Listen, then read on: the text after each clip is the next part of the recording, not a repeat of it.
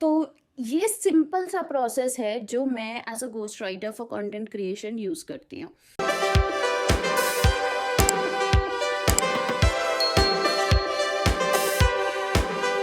Hi everyone, welcome to part 4.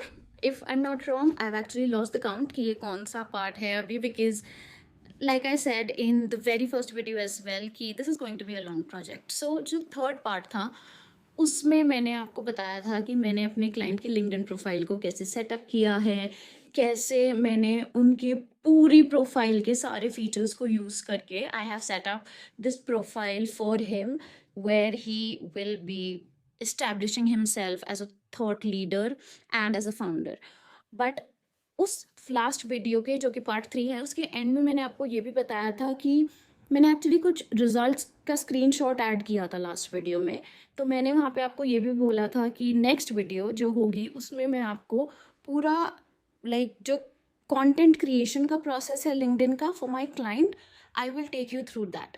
सो आज मैं उसी के बारे में बात करूँगी। So let's go get into it one by one. So see for the first month जो कि जून का मंथ था, तो जून के महीने में so we have stick to a frequency of 3 post per week where I am creating content for him and I'm establishing him as a thought leadership in the personal care industry. Okay, as a thought leader, not leadership, as a thought leader in the personal care industry. So approach क्या थी? Approach बहुत simple थी कि देखो, जब आप एक founder as a founder आप एक लिंक्डइन प्रोफाइल बनाना स्टार्ट करते हो तो इट्स सिंपल, आपके पास एक प्रोजेक्ट है, he has his brand and he's working on it day and night. He is hiring people, he is basically going through a lot of stuff in his personal life where he is managing the entire trajectory of his brand. तो हमने बस मैंने वही चीज़ रखी कि वो जो brand होगा उस ब्रांड को बनाने में दिन रात जितनी भी मेहनत लग रही है, everything that he is going through as a founder, मैं उन सब चीज़ों को क्यूरेट करके और लिंक्डइन पोस्ट क्रिएट करूँ उसके आसपास। सो जो सबसे पहला स्टेप था वो ये था that I got my founder talking. How? Simple, मैंने उनके लिए एक बहुत इंटेंसिव क्वेश्चन प्रिपेयर किया जो कि 20 to 25 क्वेश्चंस थे उसमें। एंड देन मैंने उनको बोला कि आप मुझे इन क्वेश्चंस के आंसर दो।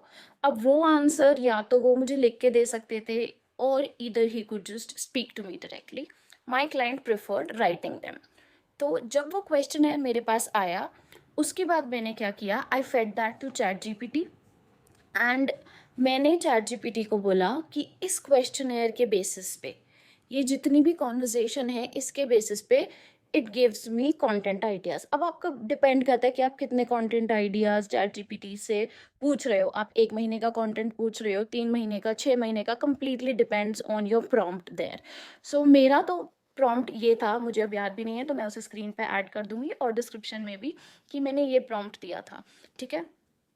एंड उसके बाद जब सारे कंटेंट आइडियाज़ मेरे पास आ गए तो मैंने ब्लाइंडली चैट जीपीटी को फॉलो नहीं किया। That is where your expertise as a human ghost writer comes into play कि कंटेंट क्रिएशन में कंटेंट आइडिएशन आप एआई से करवा सकते हो बट उसको क्यूरेट फर्दर करना पड़ेगा क्योंकि कुछ आइडियाज़ बहुत अच्छे थे बट कुछ आइडियाज़ बहुत बोरिंग थे। So I deleted all of them and then जो मुझे ठीक लगे मैंने बस वो ही रखे अपने डॉक्यूमेंट में to go further with them. Now it's quite simple क्योंकि मेरे पास चैट जीपीटी की मेमोरी में वो सारे कंटेंट आइडियाज सेव हो गए थे। तो I asked chat GPT to one by one, मैंने वो जो उन्होंने मुझे जो चैट जीपीटी ने मुझे कंटेंट आइडियाज दिए थे मैंने उसको one by one I asked it to create post for me based on again the conversation that I fed it. Okay, तो उस कॉन्वर्जेशन के बेसिस पे चैट जीपीटी ने एक्चुअली में मुझे बहुत अच्छा लिंक्डइन पोस्ट लिख के दिया but again I did not just copy paste it blindly, ये मैं कभी भी नहीं करती। मैंने उसके बाद क्या किया, I gave it a little more human approach because उसको और ज़्यादा एडिट किया, उसको थोड़ा और प्रूफ रीड किया so that it not just sounds human but it sounds more like my client because at the end I am stepping into his shoes as a ghostwriter. सो उसको करने के लिए मैंने क्या किया, सिंपल सी चीज़ है, मैं अपने क्लाइंट के साथ अपनी सारी कॉल्स रिकॉर्ड करती हूँ। Okay, if you don't know I use this tool, it's called read.ai।